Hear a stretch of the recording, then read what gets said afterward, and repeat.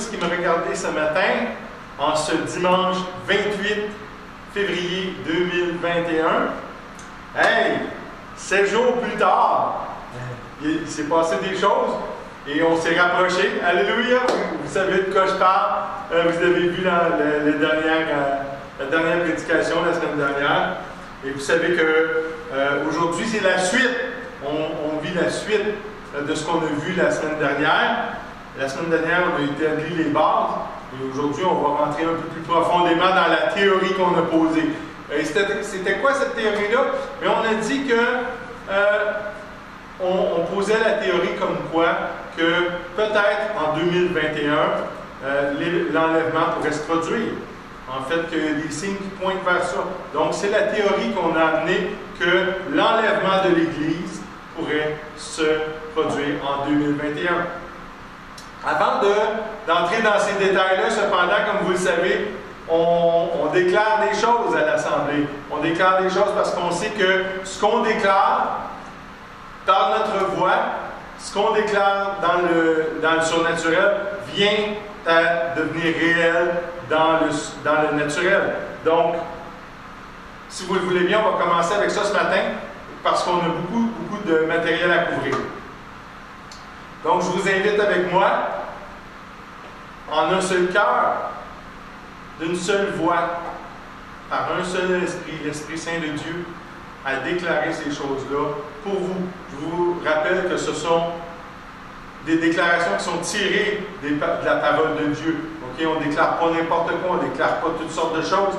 C'est vraiment la parole de Dieu pour vos vies. Gloire à Dieu. Et donc, on commence ensemble, si vous le voulez bien. Je reçois la vie et la santé dans tout mon être, parce que le Seigneur désire que je prospère à tous égards et que je sois en bonne santé, comme prospère l'état de mon âme. Et si vous êtes d'accord avec ce qu'on vient de déclarer là, je vous invite à dire un grand Amen. Et ce qui vient confirmer que vous êtes en accord avec la déclaration. La prochaine déclaration. Je ne manque de rien, car mon Dieu pourvoit à tous mes besoins selon sa richesse avec gloire en Jésus-Christ. Amen. Je suis fils du Dieu vivant, car tous ceux qui sont conduits par l'Esprit de Dieu sont fils de Dieu. Amen. Je remplis les fonctions d'ambassadeur pour Christ, parce que par nous, Dieu exhorte les hommes à se réconcilier avec lui. Amen. Amen. Je suis une nouvelle créature, parce que je suis mort au péché avec Christ, et je suis ressuscité avec lui en nouveauté de vie. Amen. Amen. Et cette vie est éternelle parce que Dieu a donné son Fils unique afin que quiconque croit en lui ne périsse pas, mais ait la vie éternelle. Amen. Amen. La dernière déclaration ensemble, s'il vous plaît. Esprit Saint de Dieu, je suis Yann Duhamel de l'Église L'Assemblée, située à Sherbrooke, au Québec. Et je te déclare que je suis intéressé aujourd'hui à connaître ta direction pour ma vie dans le plan parfait de mon Père qui est dans les cieux. Amen.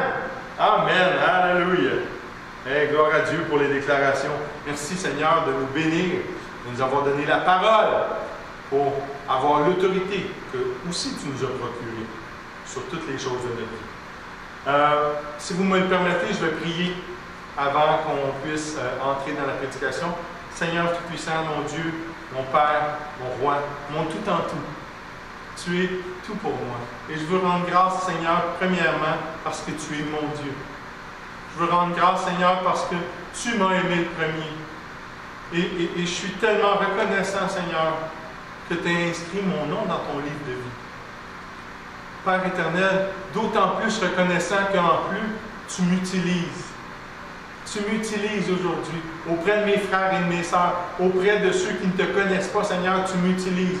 Et je suis vraiment, mon Dieu, je suis vraiment, ça me rend humble de pouvoir servir et je suis dans la joie de pouvoir de pouvoir faire action dans les œuvres que tu as préparées d'avance pour moi.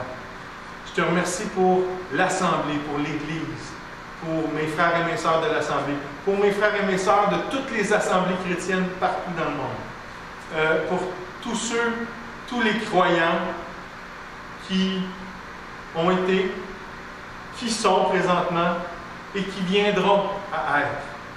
Je rends grâce, Père Tout-Puissant, de ce que tu nous utilises justement pour les amener à ton admirable lumière, Seigneur. Merci, Seigneur, pour le Saint-Esprit. Et je veux sincèrement que le Saint-Esprit m'utilise et me guide aujourd'hui. Le Saint-Esprit ne me possède pas, mais il me conduit. Il est doux dans tout son conseil, et j'honore son conseil, j'honore sa sagesse. Seigneur, merci. Merci pour toutes ces choses. Je te bénis, je bénis le nom de l'Éternel. Et j'ai prié par le nom de Jésus-Christ. Amen. Amen. Hey!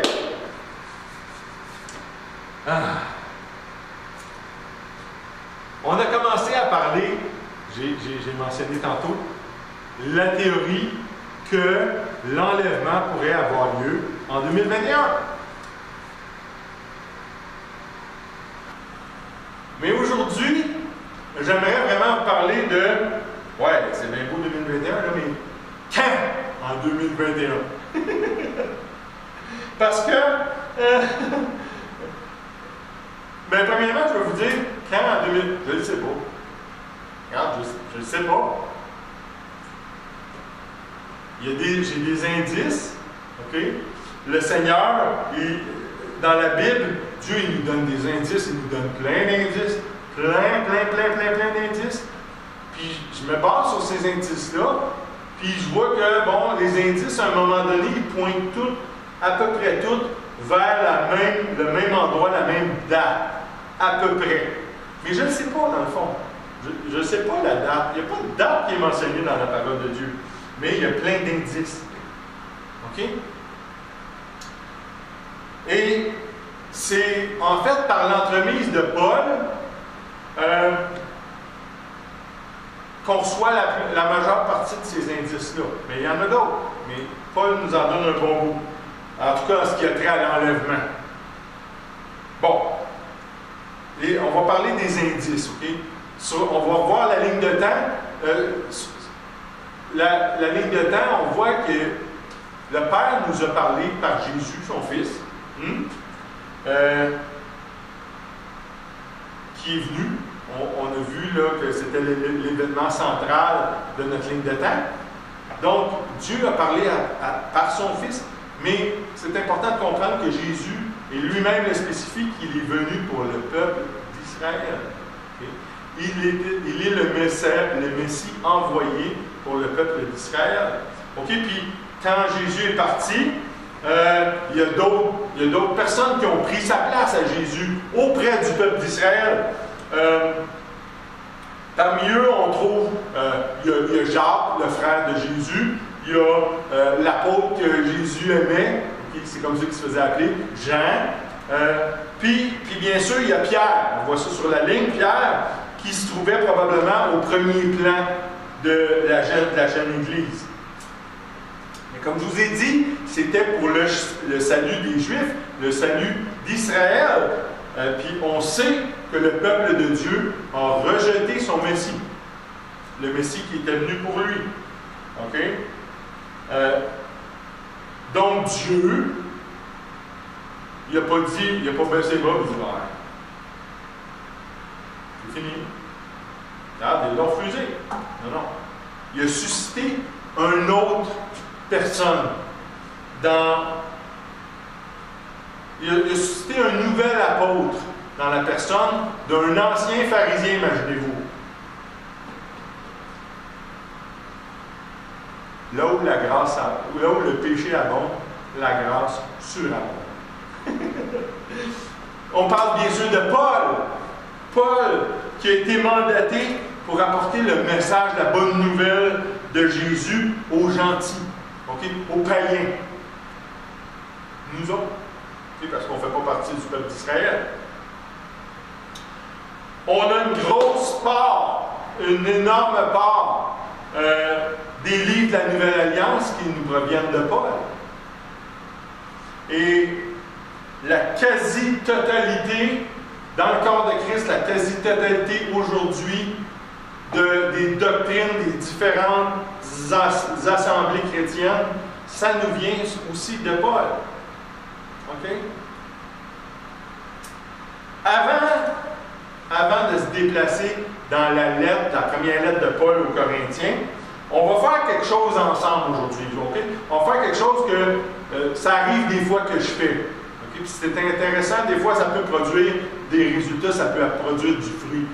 Et vraiment aujourd'hui, ce que j'aimerais qu'on se mette d'accord, c'est qu'on va se référer à la parole de Dieu, mais on va se référer à la parole de Dieu à un niveau littéral. Okay? Ça veut dire qu'on va l'apprendre comme on la lit. Okay? Comme ça vient. Oh, mais Yann, tu ne peux pas prendre la Bible au sens littéral. Non. Il y a plein d'allégories là-dedans. Il y a plein, toutes sortes de choses, des paraboles, Non, tu peux. Mais moi, je vous dis, la parole de Dieu, là, vous savez qu'elle est infinie. Elle est infinie. On ne finira jamais d'en voir le bout, d'en recevoir toute la révélation. Pourquoi? Parce que d'un moment, on va l'avoir d'une telle façon, d'un autre moment, on va l'avoir d'une autre façon. Et aujourd'hui, ce que j'aimerais qu'on fasse ensemble, c'est qu'on la prenne de la façon la plus littérale possible. Est-ce que ça va? On s'entend là-dessus. Puis ce que j'aime bien aussi, quand j'examine, quand j'évalue des prophéties, surtout quand je médite sur des prophéties, c'est de les examiner en les plaçant à côté des événements actuels. OK? Fait que, avec ça en tête, là, wow! Avec ça en tête, je suis tombé sur deux passages. Deux passages, les deux, ils parlent des événements de la fin. Okay. Les deux, ils parlent plus particulièrement de l'enlèvement. Puis ça s'est adonné que, comme vous savez, moi j'aime bien ça me référencer, puis aller des fois changer de version, aller dans d'autres versions, puis aussi aller dans l'anglais. J'affectionne particulièrement la King James, la version originale en anglais de la King James. Donc, puis ces deux passages-là dans la King James, dans les deux passages, on retrouve un mot, et ce mot, c'est Trump. Trump! Oh non! Pas lui! Yann, es-tu sérieux, vraiment? Est-ce que ça parle véritablement de l'ex-président américain? Je ne sais pas. Une chose que je peux vous dire, par exemple, c'est que dans les événements de la fin, les États-Unis, ils sont impliqués dans le monde. Hey, dans le monde entier, les États-Unis ont un impact majeur. Donc, pourquoi est-ce qu'il n'y aurait pas une partie qui s'adresse à eux autres? On est prêts? Hein? Parce que je vous ai dit, je vais vous amener dans ces deux passages-là de la parole de Dieu. On va commencer avec ce que Paul a à nous dire à propos de l'enlèvement. Comme je vous ai dit, c'est à propos de l'enlèvement en plus. Premièrement, dans sa première lettre aux Corinthiens, au chapitre 15, les versets 51 à 52. Je vous lis de la version Louis II, mais je vais vous surligner, si on peut dire, je vais vous attirer votre attention sur l'aspect que je vous ai dit que j'ai trouvé dans la King James. Donc, Paul nous dit, voici, je vous dis un mystère. Nous ne mourrons pas tous, mais tous nous serons changés en un instant, en un clin d'œil, à la dernière trompette. Et c'est là, comme je vous ai dit, que dans la version King James, c'est mentionné « at the last trump ». Okay? On ne dit pas « at the last trumpet ». Dans les versions plus récentes, les Bibles ont commencé à changer le mot « trump » pour « trumpet ». Mais dans la version originale de la King James, on dit « at the last trump », à la dernière trompette, en français. La trompette sonnera et les morts ressusciteront incorruptibles et nous serons changés. Amen! Hey! C'est vraiment intéressant comment est-ce que la version King James, elle parle pas de trompette. Ouais, mais coïncidence, Yann, c'est une coïncidence. Coïncidence? Coïncidence? C'est quoi ça? Ce mot-là, coïncidence, ça n'existe pas dans le langage de Dieu, ça. OK? Ça n'existe pas des coïncidences avec le Seigneur. La King James, elle parle pas de l'instrument de la trompette. OK, l'instrument. Elle parle plus de l'action de celui qui joue, le trompettiste. OK? Si vous allez en anglais chercher un synonyme ou la définition plutôt, pardon, de trump, le nom commun et non pas le nom propre, le président. Mais le nom commun Trump, c'est un trompettiste. C'est quelqu'un qui joue de la trompette. C'est quelqu'un qui souffle. OK? Puis je comprends, c'est pas Trump avec un T majuscule dans le texte. Je comprends ça aussi. OK? Mais on parle de signe. OK? Ça parle de l'enlèvement. Ça parle de l'enlèvement, puis ça parle de Trump aussi. Puis notre théorie, c'est en 2021, puis Trump, ça fait pas longtemps, en 2020, qu'il est sorti de la sellette de la politique américaine. Qu'est-ce qu'on vient de dire de l'enlèvement? Bien, on a dit premièrement que ceux qui sont morts, OK, ils reposent. Ils reposent présentement dans la tombe. Ils reposent ici-bas.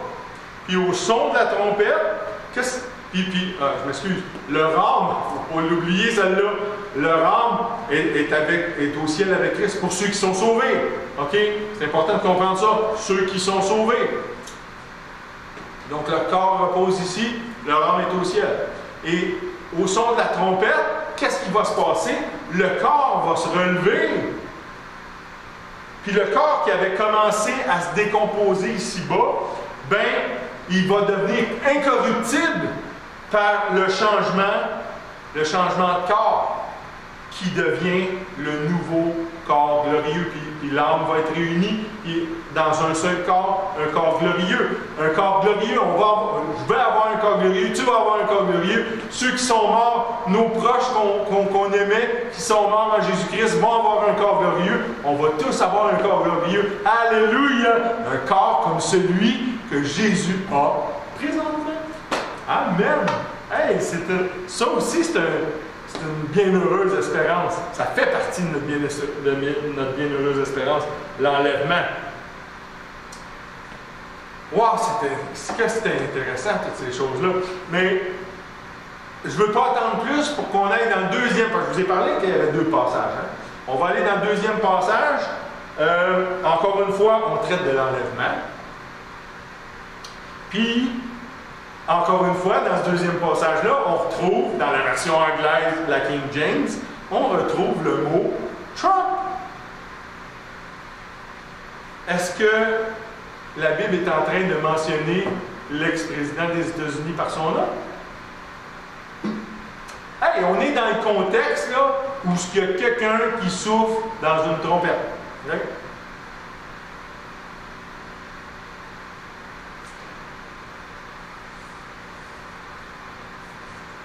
Avant qu'on tombe dans le texte de Paul,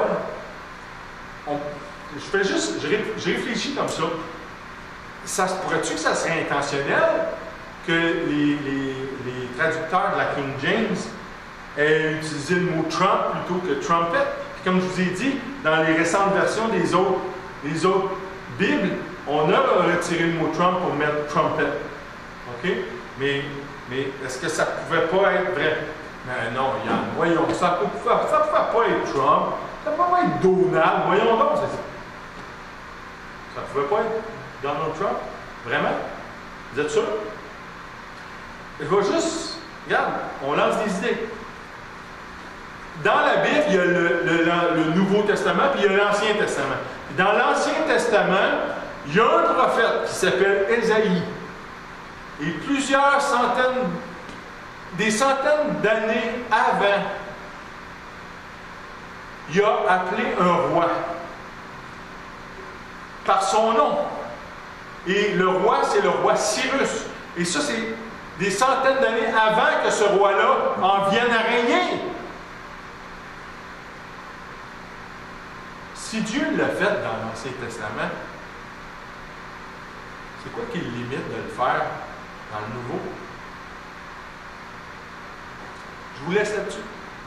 On tourne en 1 Thessaloniciens. Okay, le deuxième passage que je vous ai parlé, 1 Thessaloniciens 4, les versets 13 à 16.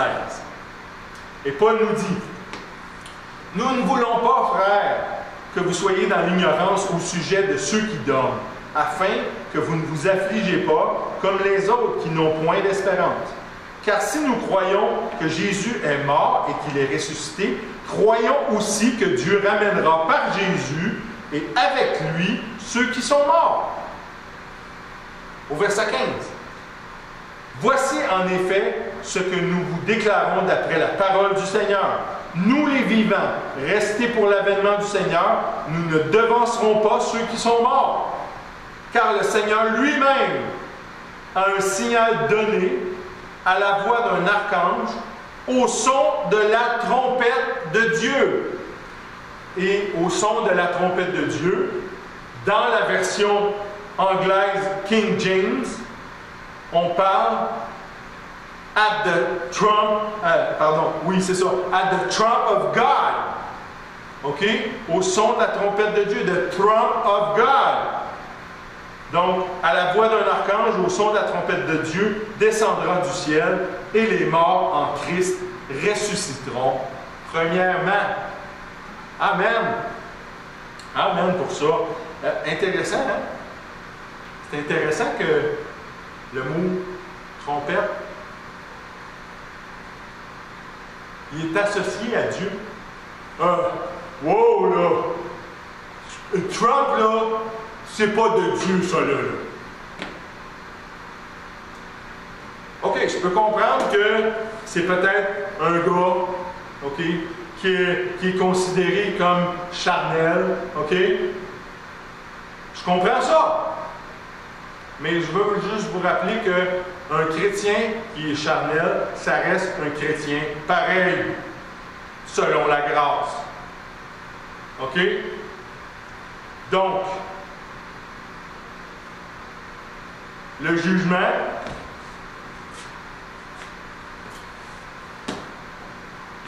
par la fenêtre.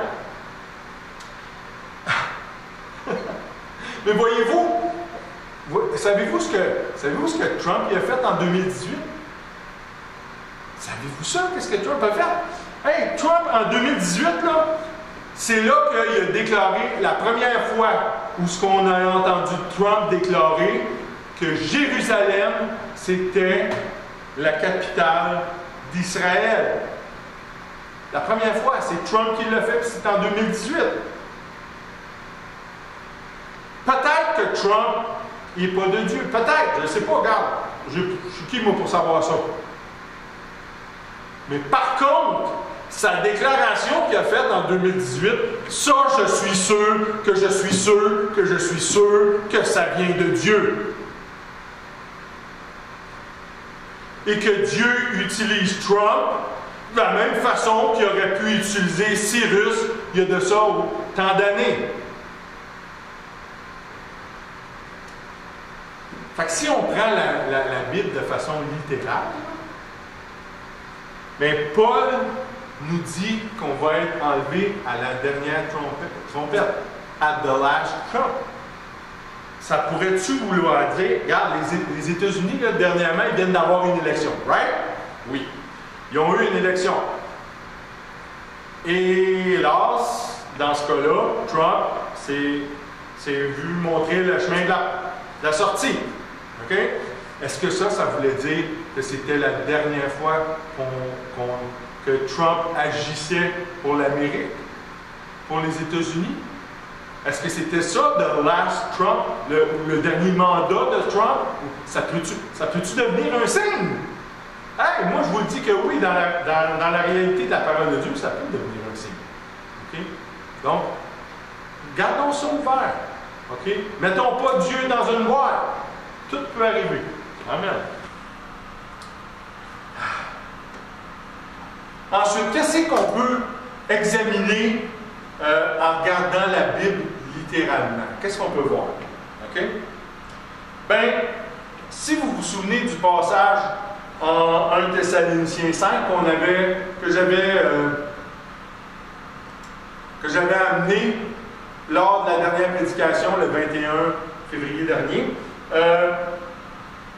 on parlait d'une femme qui est en travail, ou si vous avez mieux, les douleurs d'enfantement. OK? On parle des douleurs d'enfantement. Une femme qui est en train d'accoucher.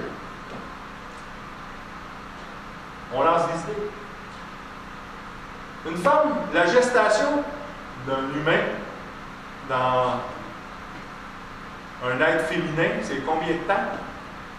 Règle générale, pas les particularités, ouais, mais les prématurés. Non, rien de ça. Règle générale, c'est quoi qu'on dit? 9 mois. C'est tout ça ou c'est pas ça qu'on dit?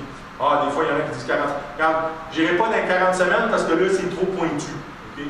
C'est trop, ça fait trop des 9 mois, c'est ce qu'on entend généralement. Okay? Je vous invite à faire,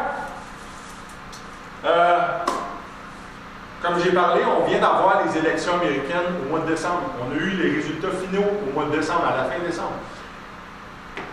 Faites l'exercice avec moi, OK? On va compter sur nos doigts. Comme à la petite école. OK?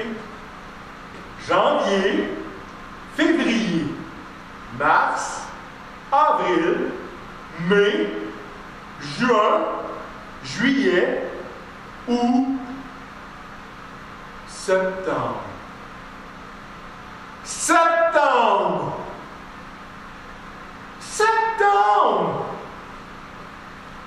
Hey! Septembre! 9 mois après last Trump. Septembre! Savez-vous qu'est-ce qui arrive? Qu'est-ce qu'il y a d'autre au mois de septembre? C'est quoi qui se passe au mois de septembre? Puis là, on va parler pour Israël parce que le temps des tribulations, c'est le temps que Dieu deal avec son peuple. Qu'est-ce qui se passe en Israël au mois de septembre? Vous vous souvenez du calendrier de Dieu que je vous ai parlé? Je vous ai dit que les 4 premières fêtes avaient été accomplies et que là, on était rendu dans les 3 fêtes de l'automne. Il reste à accomplir. C'est quelle la prochaine? C'est la fête des trompettes. C'est les trompettes. Puis les trompettes, généralement, ça arrive, c'est en septembre. OK? Ça correspond au Nouvel An juif. Les trompettes, d'où son nom aussi, son nom hébraïque, Rosh Hashanah. Fait que je vous ai parlé des fêtes de l'Éternel, des 7 fêtes. Puis là, on est rendu à la 5e prochainement. Et ça pourrait-tu être en septembre? C'est sûr, il y en a une en septembre.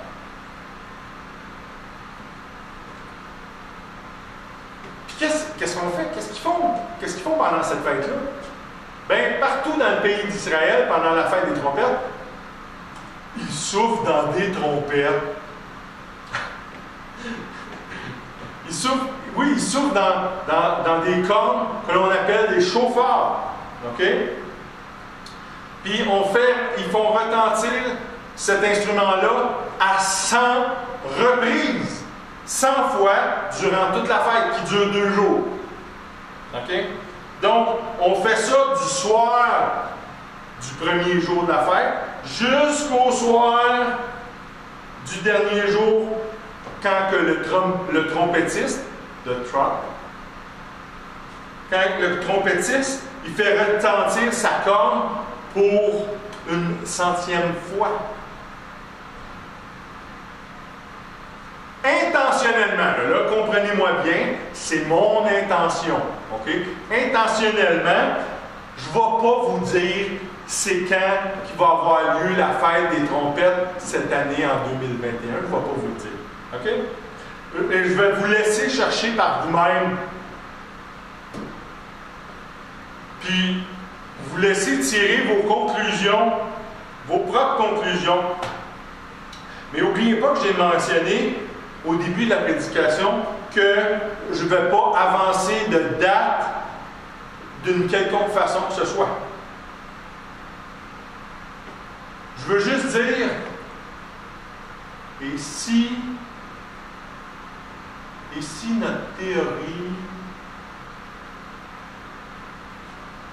Compris?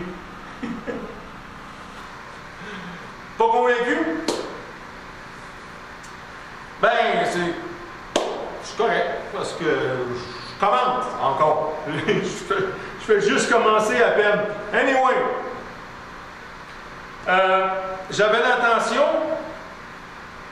pour les non-convaincus, j'avais l'intention de garocher carrément encore plus d'informations concernant tout ça, concernant la théorie qu'on a émise selon que l'enlèvement aurait lieu en 2021. Mais OK, on va parler d'Israël. J'en ai dit ces mots ici il y a quelques minutes. Pourquoi? Pourquoi, Yann? En quoi c'est supposé m'intéresser, ça, Israël? Ben, c'est parce que la période de la grande tribulation mondiale, c'est là que Dieu deal. Il va dealer avec son peuple. OK? C'est pour ça que ça s'appelle la période d'angoisse de Jacob. Puis étant donné que dans notre ligne du temps, l'enlèvement se produit avant,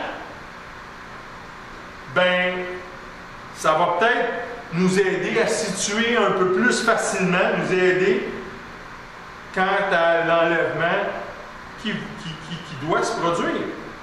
Logique? Logique. Donc, Israël. OK? Qu'est-ce qu'on sait d'Israël? Bien, on sait qu'Israël a été reformé en 1948. Vous voyez ça apparaître sur votre ligne du temps. Donc, a été reformé en tant que nation en 1948. C'est ça. Mais en fait, en 1947, l'ONU a joué un peu un rôle d'arbitre dans le partage du territoire où s'est établi Israël. Ça fait qu'Israël a été capable de se déclarer une nation en 1948, à cette heure qu'il y avait un territoire, puis ils ont tenu leurs premières assemblées en tant que gouvernement en 1949. Mais ce que vous allez voir sur la ligne de temps, ce sur quoi je m'attarde, je garde en tête 1948. OK?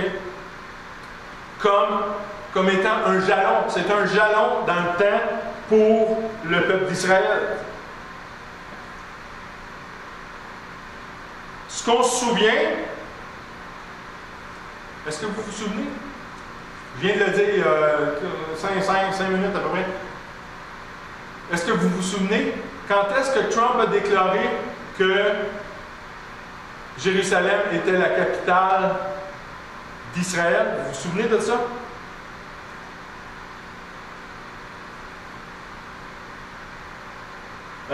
Il a donné ça en 2018. Okay, c'est ça que j'ai dit tantôt. Puis savez-vous qu'est-ce qui se passait pour Israël? Pour Israël. C'est bien beau, ça se passait pour Trump là, en 2018. Mais en 2018, savez-vous ce qui se passait pour Israël? On fêtait en 2018 l'anniversaire, OK, le passage d'une génération pour la nation d'Israël. On fêtait le 70e, OK, d'Israël. Parce que Jésus a prophétisé sur Israël, hein, vous savez ça? Par 2 fois, il a prêché sur le peuple de Dieu d'un temps qui serait égal à une génération. Okay? On va tourner, si vous le voulez bien, immédiatement dans l'Évangile de Matthieu au chapitre 23 et le verset 36. Et c'est Jésus qui dit « Je vous le dis en vérité, tout cela retombera sur cette génération. » Tout ça a à faire avec le fait que Dieu va venir s'occuper de son peuple à cause du rejet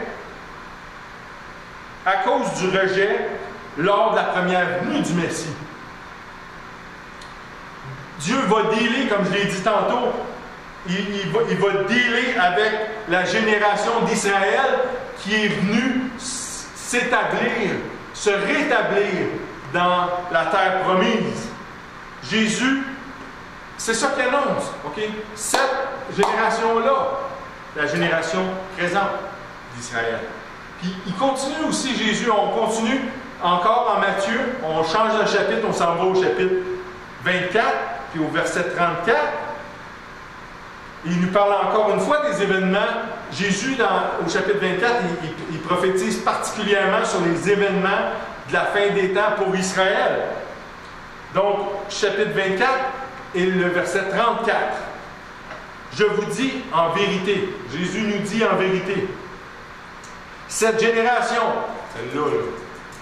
celle-là, présentement, celle qu'on a parlé en Matthieu 23, verset 36. Cette génération ne passera point que tout cela n'arrive. Tout cela, là, c'est tous les événements qu'il va mentionner en Matthieu 24, qui sont en fait, et on va le voir, c'est les événements de la fin, c'est les événements de la tribulation. Donc, la génération est passée, oui, on vient de le dire, en 2018. OK, c'était une génération, 70 ans.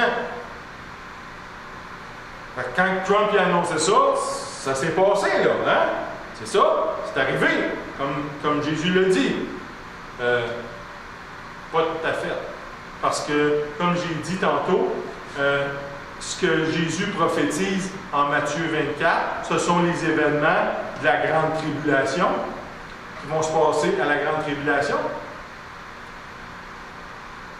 Et donc, moi je m'excuse, mais en 2018, si la grande tribulation termine, OK, parce que Jésus dit que cette génération-là ne passera pas avant d'avoir vu ces choses-là, mais si ça se termine en 2018, il était où? C'était où toutes ces épreuves-là, ces persécutions-là, tout ça? Non. C'était pas vrai d'abord? Attends. OK?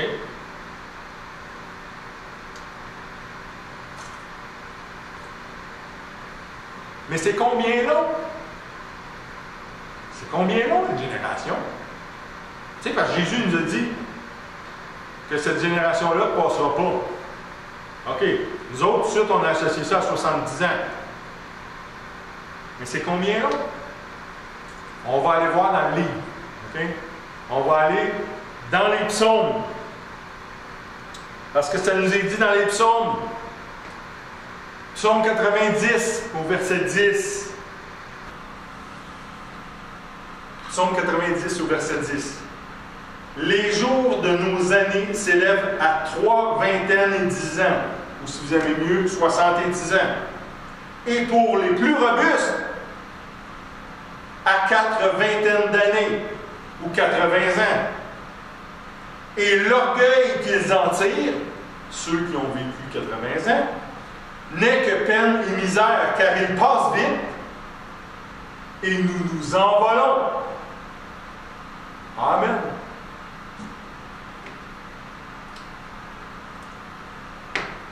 Le psaume qu'on vient de voir, il y a pour auteur un homme de Dieu.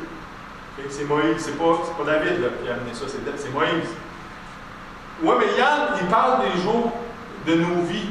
C'est le temps qu'on va vivre. Non, c'est pas le temps que Dieu a décrété que l'homme, le maximum d'années qu'il va vivre.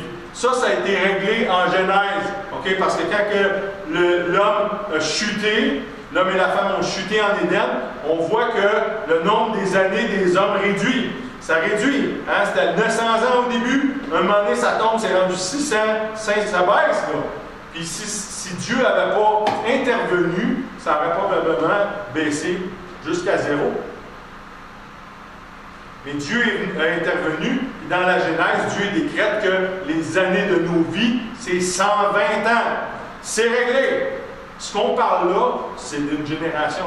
Oh, mais ça ne dit pas, Yann. Je n'ai pas entendu ça. On ne va pas parler de génération dans le texte qu'on a lu. On va remonter, OK, si vous voulez bien, au verset 1 de ce psaume-là. Le même psaume, psaume 90 au verset 1. Comment c'est écrit? Prière de Moïse, homme de Dieu. Seigneur, tu as été pour nous un refuge de génération en génération. Puis là, plus tard, il va expliquer c'est quoi une génération. Donc, une génération qui est décrite ici, là, c'est au minimum, c'est 70 ans. Okay?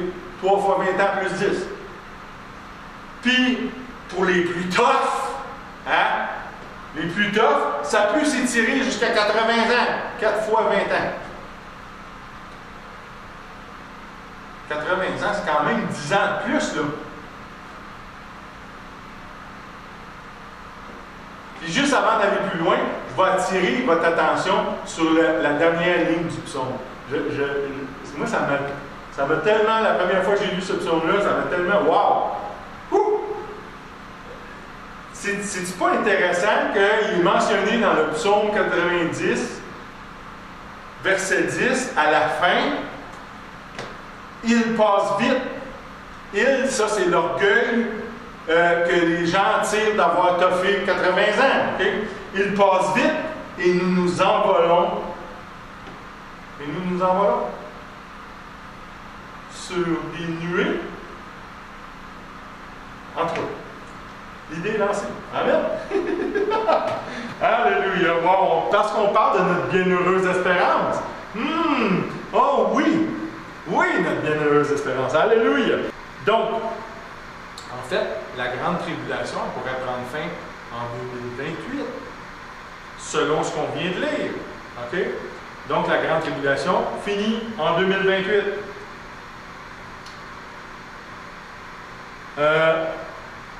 Puis si on regarde notre ligne du temps, ce que ça nous dit, c'est que, en fait, Armageddon, qui est la fin de la tribulation, elle ne pourrait pas se passer après 2028, selon ce qu'on vient de dire ici. Okay? Parce que Jésus a dit que la génération, elle ne passera pas tant que tout cela sera arrivé. Okay? Donc, Armageddon ne peut pas se produire plus loin que 2028, dans le contexte où on est.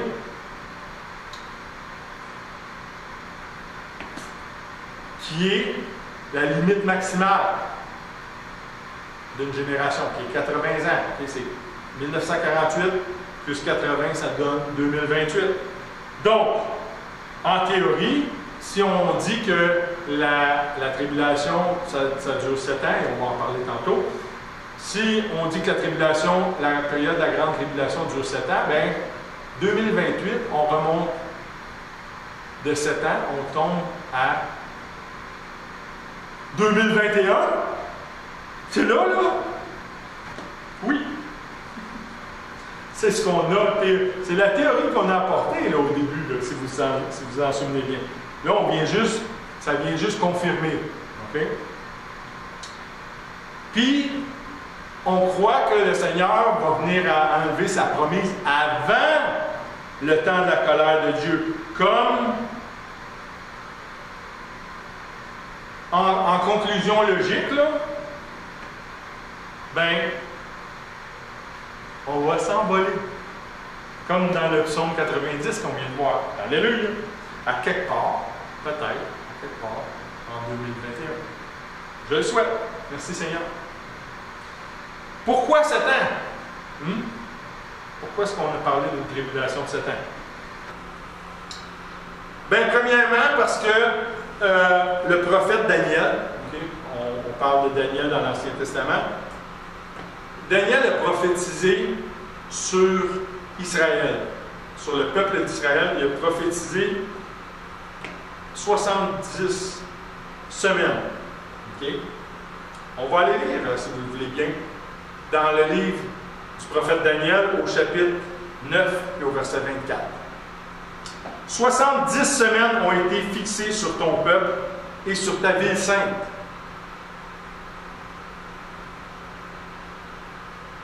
Pour faire cesser les transgressions et mettre fin au péché, pour expier l'iniquité et amener la justice éternelle, pour sceller la vision et le prophète et pour oindre le saint des saints, pour mettre fin au péché, pour expier l'iniquité. Expiation? On retient ça. Ces 70 semaines prophétiques que Daniel annonce. Ah, mais 70 semaines, regarde, ça fait longtemps que c'est passé, ça. Attends un peu, là. Premièrement, des semaines prophétiques. Dans une semaine prophétique, il y a 7 jours. Okay? Mais ces 7 jours-là, dans le fond, ce sont 7 années pour une semaine prophétique. Okay? Oui, mais même encore là, ça ferait 7 fois 70, ça fait 490 ans. Depuis Daniel, ça fait un bout que c'est passé, ça là. Écoute, un petit peu. Des 70 semaines prophétiques, il y en a 69 qui ont été accomplies. Okay? La 69e étant quand Jésus est remonté au ciel. Okay? Quand il a été flagellé, il a été mis à mort, il est ressuscité, puis là, il est remonté au ciel. Là, c'était la fin de la 69e. Mais là, Dieu, il faut qu'il revienne, puis il faut qu'il deal avec son peuple à cause du refus du Messie. Donc, et c'est ça, il y a une semaine qui est réservée pour ça. Et c'est la semaine du temps d'angoisse de Jacob. OK? Fait que ça, vraiment, c'est le premier point de repère. Ensuite de ça, ben, parce que dans la parole, là, le personnage qui va dominer le monde pendant ce temps-là, c'est l'Antéchrist. OK? Il va établir sa domination pendant 7 ans. Pendant 7 ans, il va dominer sur le monde. Ensuite, pendant ces 7 ans-là, à un moment donné, il va être blessé mortellement. C'est ce que la parole de Dieu nous dit. Il va être guéri par le dragon, Satan. Il va lui être donné de s'asseoir dans le Saint des Saints, dans le lieu très saint du temple, puis il va se proclamer Dieu, puis il va exiger l'adoration de tous les peuples pendant combien de temps? Pendant la deuxième moitié. Pendant 42 mois. 42 mois, là, c'est 3 ans et demi. Dans mon livre à moi, 3 ans et demi, ben, c'est la moitié de 7 ans. OK? Et on va se transporter dans le livre de l'Apocalypse pour justement voir ce temps-là. Et Jean nous dit dans le livre d'Apocalypse, au chapitre 13, les versets 3 à 5, « Et je vis l'une de ses têtes comme blessée à mort. Et sa blessure mortelle fut guérie, et toute la terre était dans l'admiration derrière la bête. Et ils adorèrent le dragon. » Comme je vous ai dit, c'est Satan. Parce qu'il avait donné l'autorité à la bête, ils adorèrent la bête en disant « Qui est semblable à la bête et qui peut combattre contre elle? » Et il lui fut donné une bouche qui proférait des paroles arrogantes et des blasphèmes, et il lui fut donné le pouvoir d'agir pendant 42 mois. Le pouvoir d'agir, je veux juste souligner que dans la King James, on dit to continue. Okay? Si dans la version anglaise, on déclare qu'il est permis à l'Antéchrist de continuer, c'est parce qu'il avait commencé quelque chose. Okay? Il avait commencé quelque chose. Puisqu'on parle d'une semaine prophétique, de 7 jours, soit 7 ans, où la moitié va toujours donner, selon la Bible, ça va toujours donner, vous pouvez lire ça un peu partout dans la Bible, mais vous allez voir, en certains temps, vous allez voir un temps, des temps et la moitié d'un temps, fait que 3 ans et demi, vous allez voir carrément 3 ans et demi, ou bien vous allez voir 42 mois, 3 ans et demi aussi, ou bien non, 1260 jours. Mais le temps de la tribulation, au total, c'est 7 années. Au total. Au complet. Je reviens à notre calcul de l'année, l'année qu'on avait dit, là, durant laquelle pourrait se produire l'enlèvement. Okay? On a calculé tantôt qu'on arrivait à 2021. Comment qu'on a fait ça? Bien, on a pris 1948, plus le maximum de la génération, ça donne en 2028, puis on a retranché 7 ans à ça, puis ça donnait 2021. Mais ce qu'il y a de le fun, c'est qu'on peut toujours faire une preuve mathématique en passant par un autre chemin. Ça vient renforcer la théorie. Et on va faire ça. OK? Savez-vous quel événement qui s'est produit? OK? Excusez, je vais consulter un peu, là. En 2018, c'est ça. En 2018, quand que... bon, je l'ai dit, en 2018. En fait, c'est pas ça. Ce que je voulais vous dire, c'est le 14 mai. En mai 2021. Le 14 mai 2021. En mai 2021, qu'est-ce qui va arriver? Là, ça s'en vient dans quelques mois. Ça va être le 73e anniversaire d'Israël en tant que nation. OK? Là, ça s'en vient. Le 14 mai 2021. Bien, si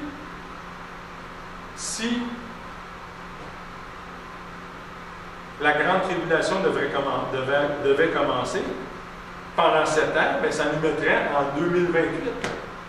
Fait que Israël a 73 ans. Elle est à 7 ans de la borne maximum d'une génération. Fait que c'est une autre preuve. C'est une autre façon de prouver la véracité de notre théorie à date. Puis, on vient de mentionner que dans ces temps-là, les temps de la grande tribulation, c'est la colère de Dieu qui va déferler. Okay? Ça va durer pendant 7 années. Puis la fin de ça, qui va être la destruction de l'Antéchrist et du faux prophète. Puis le diable va être enchaîné pour 1000 ans dans l'abîme. Bien, c'est 7 ans plus tard. OK?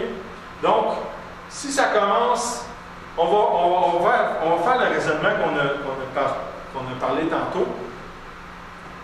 Tu sais, on a compté les 2 mois, on est arrivé en septembre. Si ça commence en septembre cette année, bien, ça va se finir en septembre 2028. À la fête des expiations. Pas des trompettes, celle-là. Quand je veux vous dire, la fête des expiations, c'est toujours 5 jours. 5 petits jours après la fête des trompettes. Okay? Donc, pendant 7 ans, ça va être la grande tribulation. Puis, 7 ans plus tard, plus 5 jours, on va arriver à la fin. OK? La fête des expiations, comme on le dit, c'est d'enrayer le péché, de détruire le péché complètement. Donc, ça fait du sens que ça se produise à la fête des expiations. Ça serait la 8e et avant-dernière fête à être réalisée. Amen. On vient à l'enlèvement pour valider notre théorie, OK?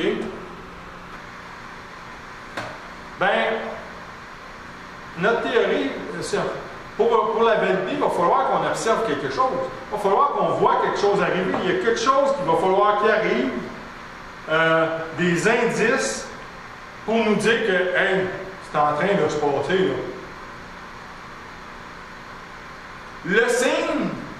Le signe qui va vraiment tout déclencher pour nous autres, les croyants, c'est le cri de minuit, okay, qui est annoncé en parabole en Matthieu au chapitre 25, mais qui est expliqué, okay, dans le livre de Daniel au chapitre 9 et au verset 27. Okay. Le cri de minuit, en Matthieu chapitre 25, on annonce la venue de l'époux. Okay? Et c'est la même chose. Ce signe-là qu'on va voir, qui est illustré par Daniel, ça va être l'indice que l'époux s'en vient chercher sa promise avant que les troubles commencent. Donc, on va en Daniel au chapitre 29 et verset 27. Il est écrit, « Il fera une solide alliance avec plusieurs pour une semaine. » Donc, on revient encore à une semaine, 7 jours prophétiques. « Et durant la moitié de la semaine, il fera cesser le sacrifice et l'offrande. Le dévastateur commettra les choses les plus abominables jusqu'à ce que la ruine et ce qui a été résolu fondent sur le dévastateur. » Je veux juste vous rappeler, comme je vous l'ai dit auparavant, qu'il y a peut-être eu un petit glitch, là, il y a peut-être eu une petite échappée dans la traduction. Quand on regarde la King James, il est mentionné que le dévastateur, il confirmera l'alliance. Pas il fera, il n'en fera pas. Elle est déjà faite. OK? Il va confirmer l'alliance. Il confirme l'alliance. Il ne confirme pas une solide alliance. Elle n'est pas solide, là. OK? C'est pas solide, ça, là. Donc, la parole nous confirme encore une fois que l'angoisse de Jacob, ça va durer une semaine prophétique, soit 7 ans. Puis qu'au milieu, l'Antéchrist va faire interrompre le service dans le temple. Pourquoi? Pour lui permettre de faire les choses les plus abominables, comme on vient voir. C'est quoi les choses abominables? Ben, c'est se proclamer Dieu. Puis deuxièmement, s'asseoir sur le trône de miséricorde, puis demander à ce qu'on l'adore. C'est à ce moment-là, mes frères et mes sœurs, là, okay, lorsqu'il va confirmer, l'Antéchrist va confirmer le traité de paix. Okay? Je vous ai parlé que le traité de paix, dans le fond, ce sont les accords Abraham que Trump a été témoin, okay, qui ont été signés en septembre 2020. Mais quand que l'Antéchrist va confirmer ces accords-là, ces traités-là, ben, c'est là qu'on va le démasquer et qu'on va le reconnaître comme étant l'Antéchrist. On va le voir pour une dernière fois. Yes. On va le voir pour une dernière fois. Pour une première fois, on va le démasquer, mais on va le voir aussi pour une dernière fois, dans notre cas. Okay? Non, en fait, non, on va le revoir parce qu'il faut venir à Armageddon avec le Seigneur. Mais là, encore là, on va y botter le train. Fait que... Mais il faut qu'on le voie, parce que c'est ce qui est annoncé dans la deuxième lettre de Paul aux Thessaloniciens, au chapitre 2, versets 3 et 4. Paul nous dit que personne ne vous séduise d'aucune manière, car il faut que l'apostasie soit arrivée auparavant. C'est pas mal fait. Et qu'on ait vu paraître l'homme du péché, le fils de la perdition, l'adversaire qui s'élève au-dessus de tout ce qu'on appelle Dieu ou de tout ce qu'on adore, jusqu'à s'asseoir dans le temple de Dieu, se proclamant lui-même Dieu. Bien, rendu à ce moment-là, là, au moment où on va découvrir l'Antéchrist, on va être tout proche, tout proche du moment où on va être harpazo. On va être enlevé avec vigueur. C'est ça que ça veut dire, harpazo. Par le Seigneur, qui va venir chercher son épouse. OK? Puis on va être enlevé avec lui dans les nuées. Amen. Ça va être notre cri de minuit à nous autres. Ça va être ça. Ça va être notre cri de minuit. Puis une fois l'Église de Christ mise à l'écart, ben, la colère va pouvoir éclater. Puis la colère de Dieu, elle va déferler sur le monde. OK? De la même façon, puis Jésus en a parlé de ça. Jésus a parlé de comment ça se passerait si on tourne en Matthieu, encore une fois, Matthieu 24, au verset 37. Jésus dit, ce qui arriva du temps de Noé arrivera de même à l'avènement, du Fils de l'homme. Donc, ce qui est arrivé au temps de Noé, c'était quoi? C'était la colère de Dieu qui a effacé l'humanité. Ça va se produire aussi en ces temps-là. Okay? Dans les temps de la tribulation, l'humanité elle va disparaître en grande partie, en très grande partie. Wow! Mais c'est tellement exagéré, ça, là. C'est ben trop proche, là. Ça serait vraiment pour bientôt, là. Attention. OK? Je n'ai pas donné de date. Pourquoi? Parce que la conviction de tes pensées à toi, la conviction de tes paroles, la conviction de tes actes doit venir librement de toi. Pour toi, ce n'est pas mes convictions qui comptent. Pour ta vie, ce n'est pas mon salut qui est important. C'est le tien. Puis, j'ai posé cette question-là la semaine passée, et je vais revenir avec cette question-là cette semaine. Ma question est la suivante. Si il t'arrivait quelque chose aujourd'hui, si tu étais victime d'un accident, ou peu importe, il y a quelque chose qui arrive et tu meurs physiquement, où est-ce que tu vas aller? Où est-ce que ton âme et ton esprit vont aller? Est-ce que tu vas te retrouver dans la paix et la joie dans le royaume de Dieu avec le Seigneur Jésus? Ou bien si tu vas être séparé de tout ça pour l'éternité, que tu vas souffrir, être maudit puis damné pour l'éternité. Parce que c'est l'alternative. Il n'y a pas d'autre choix. Et je te presse, ce matin, je t'encourage ce matin à voir à ton salut, à recevoir ton salut aujourd'hui. Attends pas à l'enlèvement. Attends pas à l'enlèvement. Non, fais ça aujourd'hui. Règle ça aujourd'hui. Occupe-toi aujourd'hui de ton destin pour un futur glorieux. Puis un futur surtout, un futur sans fin. Viens à Christ. Viens à Christ ce matin. Viens à Christ et vis. Vis. Tu vas continuer à vivre. Tu vas continuer à vivre pour toujours dans ce lieu-là. Ce lieu qui a été créé depuis le début des temps. C'est un lieu qui a été créé pour les fils et les filles de Dieu. Tu as accès à ça si tu t'occupes de toi aujourd'hui. Hein? Si tu peux t'éviter aussi des temps difficiles qui s'en viennent, on vient d'en parler. Mais tu peux juste faire ça si tu es une partie de l'épouse de Jésus, de l'épouse de Christ. Si tu es une part de la Sainte Église du Seigneur. Et puis ce matin, qu'est-ce que je vais faire?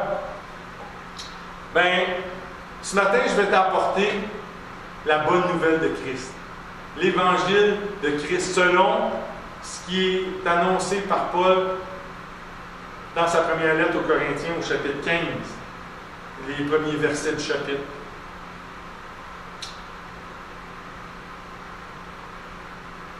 Mais comme je vous dis, je vais vous donner toute la nouvelle, la nouvelle de Christ. Okay? Les bons et un petit peu moins bons bouts. Puis ça commence par un petit peu moins bon bout parce que je veux vous dire que présentement, la condition de l'humanité, c'est quoi? C'est que tous les humains croulent sous le poids du péché. OK? Pourquoi? Parce que c'est arrivé ça, j'ai parlé de nos premiers parents en Éden, c'est arrivé là par Adam et Ève que le péché est entré dans le monde et le péché s'est propagé à tous les habitants de la terre à leur naissance. Donc à notre naissance, on est condamné à une mort spirituelle. Une mort spirituelle, c'est quoi? On vient de le dire, c'est d'être séparé de Dieu, puis de vivre, de connaître une éternité qui est vouée au tourment et à la malédiction. Puis c'est ce que Paul nous raconte, c'est ce que Paul nous pointe dans sa lettre aux Romains, au chapitre 3, puis au verset 23. Paul, il donne exactement la condition des hommes présentement. Car tous ont péché et sont privés de la gloire de Dieu. Tous! Pas juste une couple, pas juste la gang là-bas, pas juste un tel pays. Non, tous les humains. On est tous privés de la gloire de Dieu à la naissance. OK? Parce qu'on est tous ont péché. Oui, mais péché, Yann, péché. Péché, ça ne me dit rien, ça, mon péché. Vois-tu, Paul, il n'arrête pas là. Paul, il continue dans sa lettre aux Romains, au chapitre 6, couple de chapitres plus loin. Verset 23, Paul, il va déclarer, il dit, garde, car le salaire, ou le résultat, c'était mieux, le salaire du péché, c'est la mort.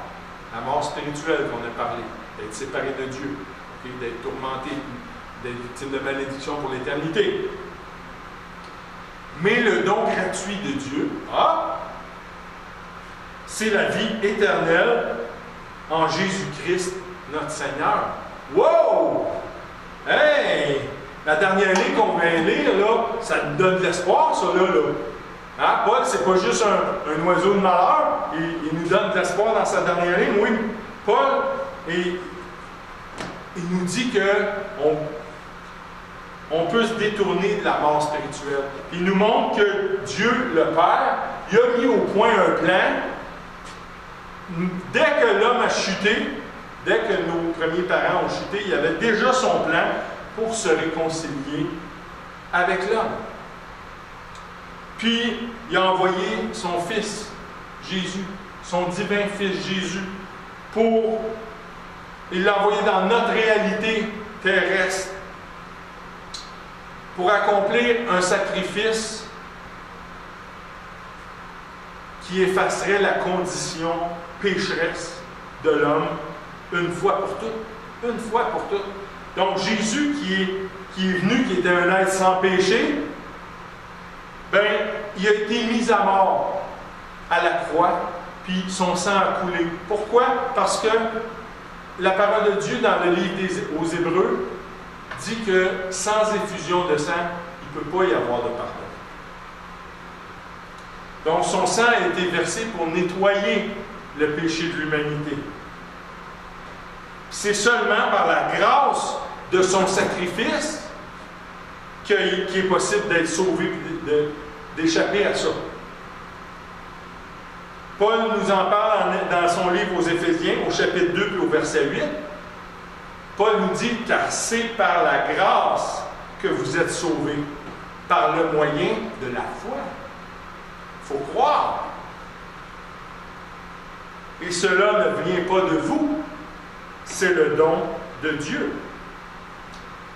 Fait que c'est pas nous autres qui va faire en sorte qu'on va se sauver de la damnation éternelle.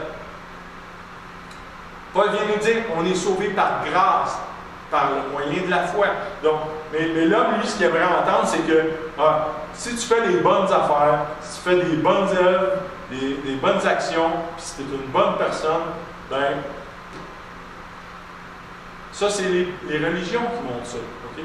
Les religions, ils montrent que si tu as un bon comportement, que si tu as une bonne réputation, si tu pratiques des bonnes œuvres, des bonnes actions, bien, que c'est possible d'échapper au destin de la mort spirituelle puis de gagner ton ciel.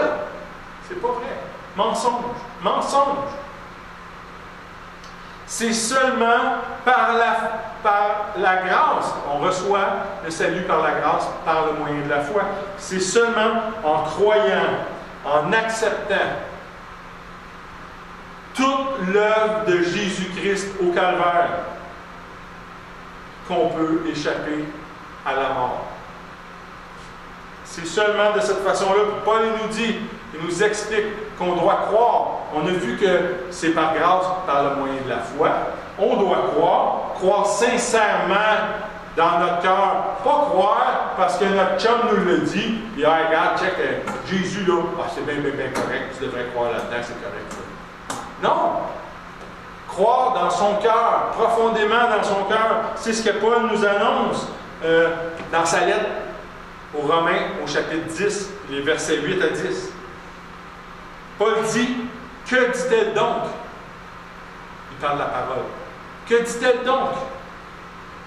La parole est près de toi, dans ta bouche et dans ton cœur. Or, la parole de la foi c'est la parole de la foi que nous te prêchons. Si tu confesses de ta bouche le Seigneur Jésus, et si tu crois dans ton cœur que Dieu l'a ressuscité des morts, tu seras sauvé. C'est ce que Paul dit de faire. Puis on continue au verset 10. Paul dit, car c'est en croyant du cœur qu'on parvient à la justice, et c'est en confessant de la bouche qu'on parvient au salut. Et je rajoute à ça le verset 13, où Paul nous dit, car quiconque invoquera le nom du Seigneur sera sauvé. Quiconque, c'est offert à tous. À tous. Tous peuvent venir à Christ. Tous peuvent être sauvés. Tous peuvent échapper. Pas par des bonnes actions. Pas par t'es une bonne personne, non. Par grâce, parce que tu as cru et tu as confessé. Et aujourd'hui, je vais te permettre, si tu as cru dans ton cœur vraiment intensément, je vais te permettre de confesser aujourd'hui. Je vais te demander de lire, pas de lire, de prononcer la prière que je vais déclarer, que tu la redises, que tu la répètes. À chaque phrase que je vais donner, que tu répètes cette prière-là pour confesser Jésus-Christ dans ta vie. Donc, je te prie, s'il te plaît, de le faire avec moi. Mon Père céleste, je viens à toi.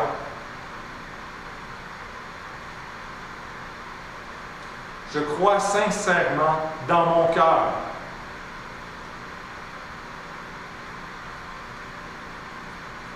que le sang de Jésus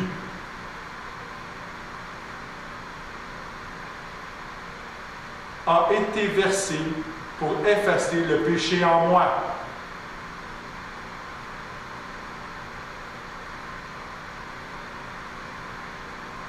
Je crois que tu as ressuscité Jésus d'entre les morts.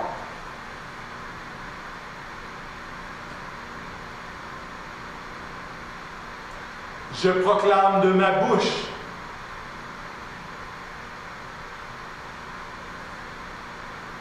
que Jésus est mon Sauveur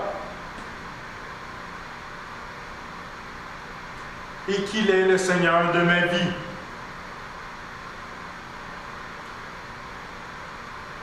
Aujourd'hui, je me détourne du péché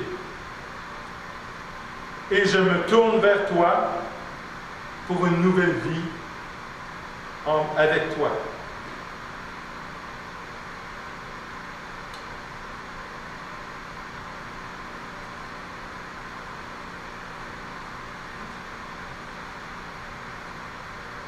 Dieu, ta parole dit que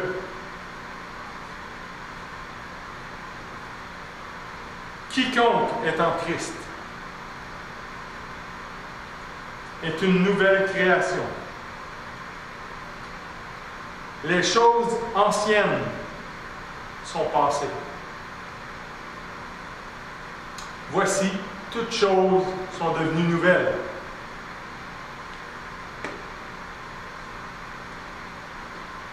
Maintenant, je suis un enfant de Dieu.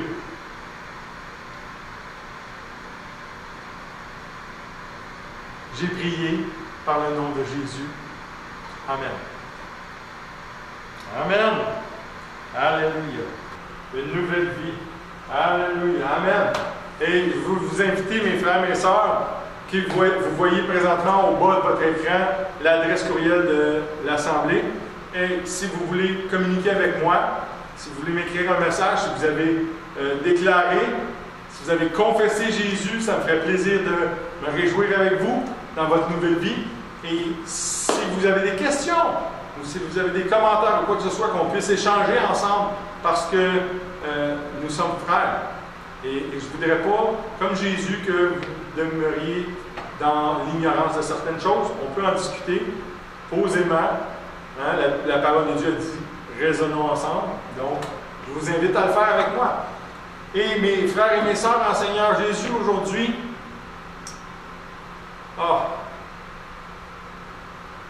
est-ce que la libération est proche? Oh oui, la délivrance est proche.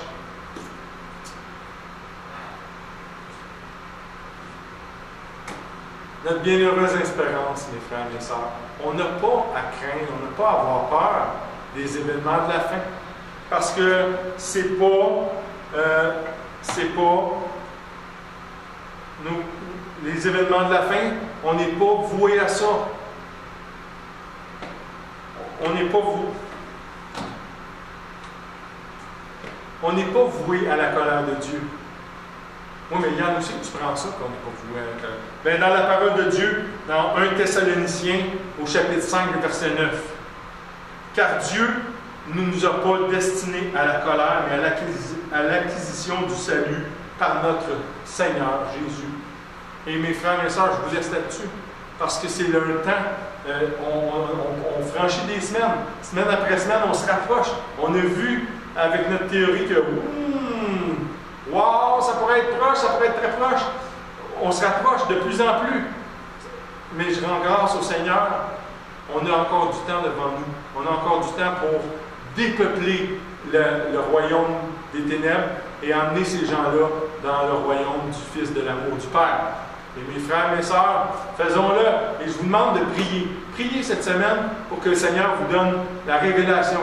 OK? Quand c'est le temps que vous ayez la révélation de « Hey, il y a une opportunité pour que je parle de Dieu. Il y a une opportunité pour que j'apporte la bonne nouvelle de Christ. » Priez pour que le Seigneur vous donne cette révélation-là. C'est possible. Il va le faire. Et avec ça, il va vous donner l'autorité. Il va vous donner l'assurance. Il va vous donner l'audace de proclamer le nom de Jésus devant les gens. Parce que le nom de Jésus, c'est le nom qui sauve. Et moi, pour ma part, je vous aime avec tout l'amour de Jésus-Christ. Et je vous dis, on va se revoir la semaine prochaine. On va se revoir la semaine prochaine. Si ce n'est pas ici, bien, ça va être dans le lieu de notre bienheureuse espérance et on va se revoir quand même. Je vous aime, je vous bénis par le nom de Jésus-Christ de toute bénédiction spirituelle. Amen. Et on se revoit la semaine prochaine. Bye bye.